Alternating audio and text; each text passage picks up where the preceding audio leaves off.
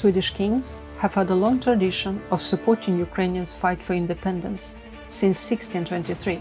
It's a kind of a historical decision from part of the Swedish state to also send military support to another country. Ми маємо повний консенсус тут навколо того, що Україна повинна отримати допомогу, і навколо того, що ми повинні бути всі разом зараз об'єднані. Hello and welcome to Ukraine in Flames, a special project by Ukraine Media Center and NGO Euro-Atlantic Course. And I'm your host, Miroslava Yaremkiv. We are ready to do more and more. After all, we help Ukraine, and Ukraine helps us all to defeat Russia. Only by defeating it in war, we will ensure peace and stability in the future. Sweden is a very peaceful country, really, but we immediately recognize the wars in which it is necessary to win. This is a direct quote from the Minister of Foreign Affairs of Sweden when he was asked about military and security aid to Ukraine at the end of last year. In today's episode, we're going to talk about Swedish support of Ukraine in this war and how Russia's invasion of Ukraine ended 200 years of Swedish military neutrality. If you want to learn more about this subject, please continue watching this video and subscribe to our channel so that you don't miss our videos in the future. Sweden and Ukraine are united not only by the colors of national flags, but also by several chapters of common history, from the Rus and Viking times and onwards. Sweden even recognized Ukraine's independence almost 3 centuries ago, when Charles XII recognized the independence of not only Zaporizhia and Sich, but the whole of Ukraine. He was very impressed by Cossacks and Cossack democracy. Marina Trattner, independent researcher and editor of the book Treasure of Swedish Archives, will tell us more about historical roots of support and cooperation between Ukraine and Sweden. Hello everyone, my name is Marina Trattner and today we will talk about Swedish support of Ukraine. Sweden and Ukraine have a rich common European history. The latest DNA research shows that the Swedes primarily originate from the people who lived on the territory of Ukraine for 4,500 years ago. Kiev was a well-developed commercial center in the 5th century. Later on, the Varangians traveled through it from Scandinavia to Constantinople. The Grand Prince of Kiev, Yaroslav the Wise, and his Swedish wife, Ingerd Olofsdotter, were parents to many European kings and queens. Swedish kings have had a long tradition of supporting Ukrainians' fight for independence since 1623. Swedish King Charles XII fought together with the Cossacks against Moscovia. The first contacts between him and the Ukrainian hetman Ivan Mazepa were probably established in 1705 to assist the Ukrainian hetman to regain the independence from Poland and Moscovia. The Swedish king Charles XII became the protector of Ukraine in 1708. He fought together with the Cossacks against Moscovia in Poltava in 1709. In 1710, he recognized the election of new hetman Philip Orlik and his constitution with the separation of powers and the first anti-corruption program. In 1711, Charles XII demanded the recognition of Ukraine's independence from Moscovia after the battle in the basin of the Prut River. You probably wonder if it is correct to state that the war in Ukraine started a year ago. Maybe it would be more correct to state that it started from the occupation of Crimea in 2014. Wrong. The truth is that this war started in 1169. From the first pillaging of Kiev by Vladimir Suzdal Prince, Andrei Boголюбский and his son Mstislav Andreevich and others, they conducted unprecedented devastation of Kiev. I'll read the description of it. Properties and residential neighborhoods were looted, large numbers of churches and monasteries were burned. Not only private property was taken out of Kiev, but also icons, chasubles and bells. The holy icon of the Mother of God was also stolen. It would later be called the Vladimir icon of the Blessed Virgin Mary, and become the greatest shrine of the Russian Empire. Russian aggressors occupied Ukraine several times during the last centuries. Every time they tried to eradicate everything that had to do with the Ukrainian identity and the Ukrainian language. It all started in 1677 from the order signed by Patriarch Joachim. He ordered to cut out all the pages from the books that deviated from the books printed in Moscovia. In 1720, the Russian Tsar Peter I signed the decree banning printing in the Ukrainian language. He also conducted the seizure of all the books from churches in Ukraine. In 1769, there was signed a prohibition by Synod of all Ukrainian print. In 1775, there was conducted the destruction of the Zaporozhian siege and the closing of all Ukrainian schools. As you see now, Russia wants to destroy and rewrite the history of Ukraine again. Russians confiscate Ukrainian books, they burn them, or replace them with Russian books describing their fantastic history. But we will never let them to rewrite the history of Ukraine again. Sweden, as a true old friend, helps Ukraine again. It sends its financial support and weapons to stop the war and help Ukraine to win. We have also started a cooperation that has an aim to restore the true history of Ukraine. We have created a team of Swedish and Ukrainian archivists, historians, lawyers. We discovered thousands of pages of very important documents that describe the true history of Ukraine. We analyzed these documents and published them. Many articles can be found on internet, and we have written a book, Treasures of Swedish Archives, where we describe several important documents that have a crucial importance for Ukraine's constitutional discussion. This book is possible to download for free online. You can also order a printed version of this book in Ukraine. We send these books to the battlefields in Ukraine. Here you can see Said Ismailov. He's fighting in Bakhmut and trying to save as many lives as possible. He said, "War is not the reason not to read books." We send our books to the museums. One of them is Grigory Skovoroda Literary Memorial Museum that was bombed and destroyed by Russians. We will restore it, and it will be more beautiful than it was before. We send our books to the bombed schools, universities, libraries in Kharkiv, and start the restoration of their library funds. We send our books to Kherson, to different schools that were bombed by Russians. We send our books to Ukrainian army to inspire our fantastic militaries to fight for Ukraine and win. We will restore the true history of Ukraine. We will know the truth about us, and we will win. Glory to Ukraine. In some ways, Sweden decided to be neutral when it joined the European Union in 1995 and chose not to be a part of NATO. But Russia's invasion of Ukraine acted as a huge catalyst for Sweden's decision to join NATO, as they realized that conventional warfare had returned to Europe. When Sweden and Finland submitted their official request to join NATO in May 2022, it was a historic departure from their policies of neutrality and a clear sign that the invasion of Ukraine was redrawing Europe's security framework. More on this Swedish historic decision and their unprecedented military support of another country, let's hear Yuliya Yurchuk, lecturer of history at Södertörn University in Sweden.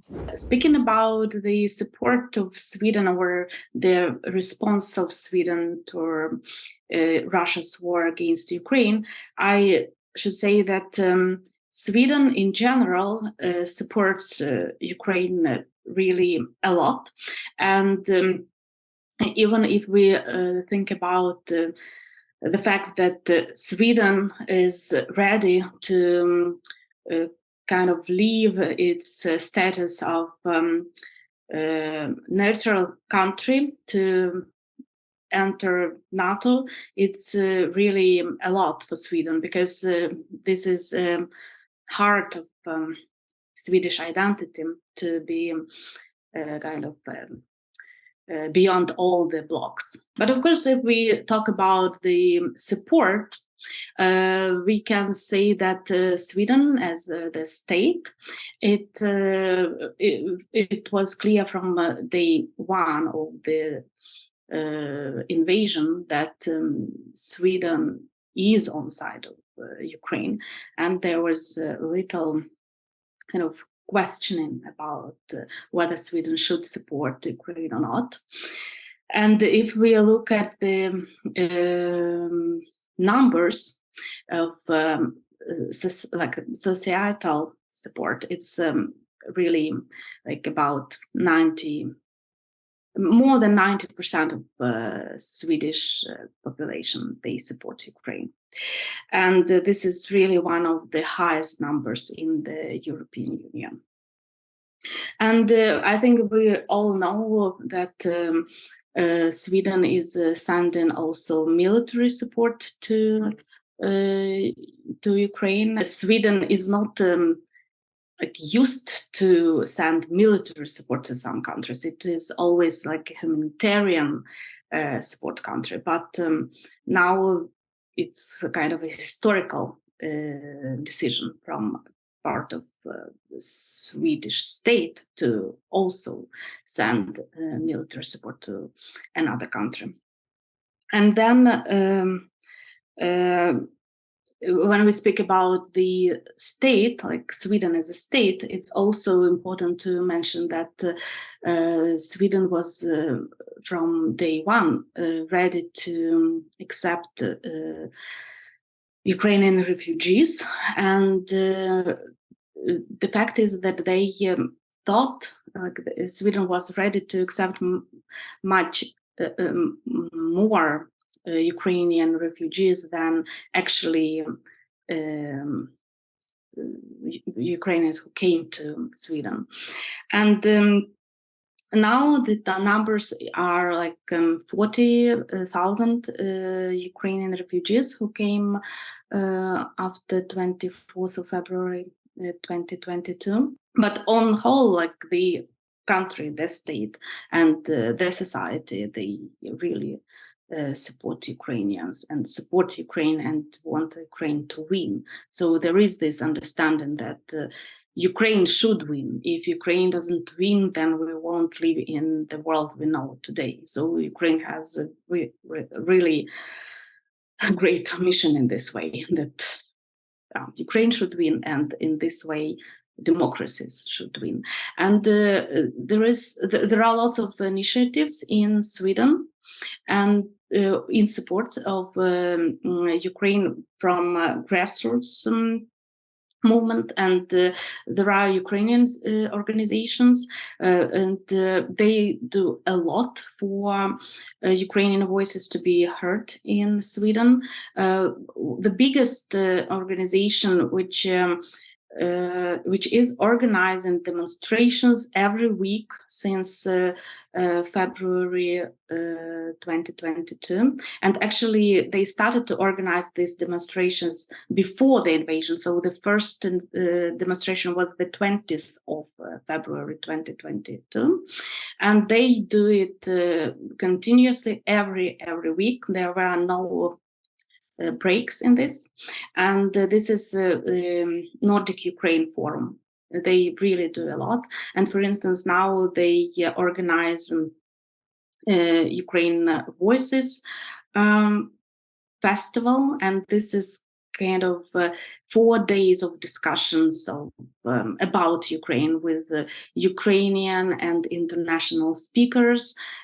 For instance, yesterday there were Ukrainian singers like Alona and Kaska who were discussing the role of the artists in this war. And today there will be talks about Ukrainian culture. On the first day, there were talks about security and politics and history. So it's like a really great platform to make Ukrainian voices heard in Sweden. And as I said, the demonstrations are taking place every single week in the very center of Stockholm. Following, we're going to hear Svitlana Odynets, Ph.D. in Ethnology, migration specialist, and research fellow at the University of Gothenburg in Sweden. Svitlana will talk about the response of Swedish society to the war and how Ukrainian refugees are settling down in Sweden. Якщо ми говоримо загалом про реакцію Швеції або шведського суспільства на нашу війну, то тут на щастя, все-таки на щастя, так, ми маємо практично абсолютну підтримку і шведського суспільства, і шведських політиків. Ми маємо повний консенсус тут навколо того, що Україна повинна отримати допомогу, і навколо того, що ми повинні бути всі разом зараз об'єднані, тобто всі європейські країни повинні бути об'єднані проти російської агресії. Швеція зробила певним чином історичний ривок від свого нейтралітету до дуже активного залучення в допомогу Україні, і це відбулося практично впродовж 1 тижня від моменту початку нашої війни. Швеція зберігла нейтралітет у стосунку до питання приєднання до НАТО, попри те, що вона співпрацювала з країнами НАТО, звичайно, і була дуже інтегрована, і є дуже інтегрованою країною в НАТО, але вона зберігала нейтралітет. І от впродовж 1 тижня шведський політикум перейшов неймовірно швидкий ривок до дуже активного прийняття того, що ми повинні постачати в Україну максимальну нашу допомогу. Спочатку йшлося загалом про допомогу, а тепер уже йдеться про досить велику військову допомогу, включаючи різноманітні спеціалізовані військові обладнання. Головно тому, що шведи дуже сильно реагують на порушення кордонів, вони реагують на різних рівнях, як навіть колись писала про це статтю для Українського тижня, що тут йдеться не тільки про колективну безпеку, не тільки про європейський вимір, і не тільки про національний і політичний вимір, тут йдеться теж про особистий вимір. Тут на рівні культури шведи неймовірно поважають кордони іншого, будь-кого, тобто це може бути країна, може бути на рівні індивідуума. І тому перша реакція, емоційна реакція, яка з'явилася в шведському суспільстві, була неймовірна злість. Тобто, попри там таку більш-менш культурну схильність до витримки, спокою, врівноваженості, самозосередженості і саморефлексії, це було досить чітко видно, наскільки от на рівні середньостатистичної людини, на рівні просто звичайних людей, які, скажімо, там не були особливо залучені в якісь там великі процеси, наскільки люди активно і одностайно зреагували на інвазію, на вторгнення Росії в Україну. І от з того моменту ми спостерігаємо дуже багато різних ініціатив в культурній сфері, тобто якісь різні програми, підтримки літературних перекладів.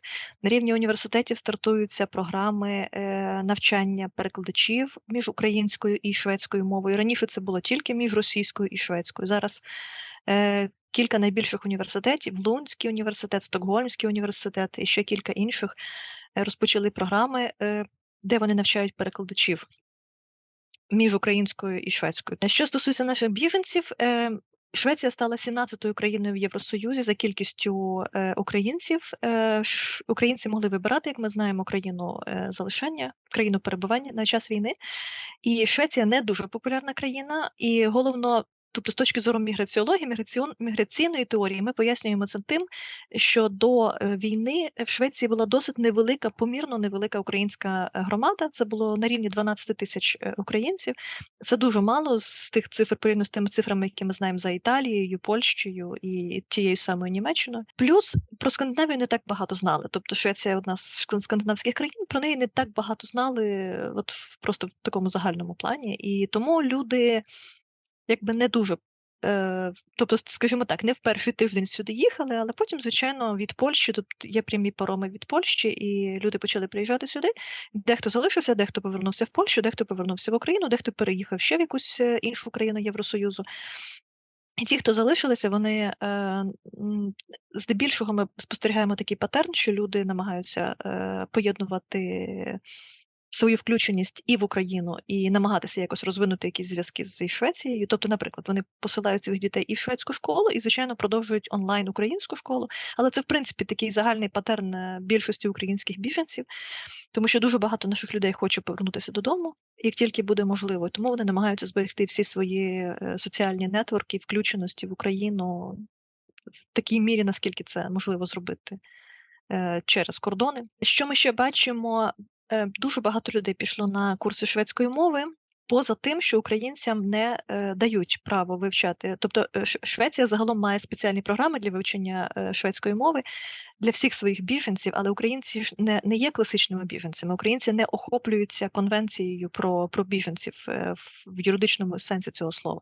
Тобто директива, вони є біженцями за принципом, за суттю, але вони не є біженцями в тому сенсі, в якому ми, наприклад, в якому були, наприклад, сирійські біженці, або, скажімо, біженці там з африканських країн. Тобто тимчасова директива з одного боку дозволила їм можливість перебувати в країнах, з іншого боку, ця директива не дає право вона не передбачає інтеграції в приймаюче суспільство. Що ще дуже тішить і радує моє серце особисто, це те, що шведи починають відкривати для себе різницю між шведською і українською культурою на такому широкому рівні. Звичайно, спеціалісти знали різницю. Звичайно, були люди, які глибоко розуміють і глибоко якби в темі, але на такому рівні широкого суспільства, коли тільки почалася війна, і ми починали збирати гроші на якісь там через якісь там музичні фестивалі або через якісь музичні концерти, то ми дуже часто бачили, як з найкращими намірами, з найвідкритішим серцем якийсь шведський театр міг організувати збір коштів, наприклад, під виставу для України, під виставу, наприклад, Чайковського «Лебедине озеро» або щось подібне. Тобто в цьому плані ми бачимо, звичайно, розвиток, українська тема звучить, наскільки це може бути, враховуючи, що в нас не дуже було багато якби напрацьованих культурних майданчиків і академічно, наприклад, досліджень української міграції було не дуже багато до війни нашої. Тобто ми бачимо якийсь прогрес, який дається нам, звичайно, страшною ціною, і те, на що ми тут всі сподіваємося, це на більш виразний вимір суб'єктності для української культури. Тобто, коли про українську культуру почнуть говорити не тільки в контексті того, що ми підтримуємо жертви, ми підтримуємо країну, яка бореться, але теж як культуру, яка цікава сама по собі, яка повновартісна сама по собі, вона неймовірно багатогранна і її потрібно вивчати. Тобто, от в цьому напрямку ми, звичайно, будемо працювати. You've been watching the special project by Ukraine Media Center and Euro-Atlantic course dedicated to the Russian-Ukrainian war, Ukraine in Flames. In the description under this video, you can find information on how you can help Ukraine fight Russian aggression. If you find our work useful, please like and share this video. Slava Ukraini!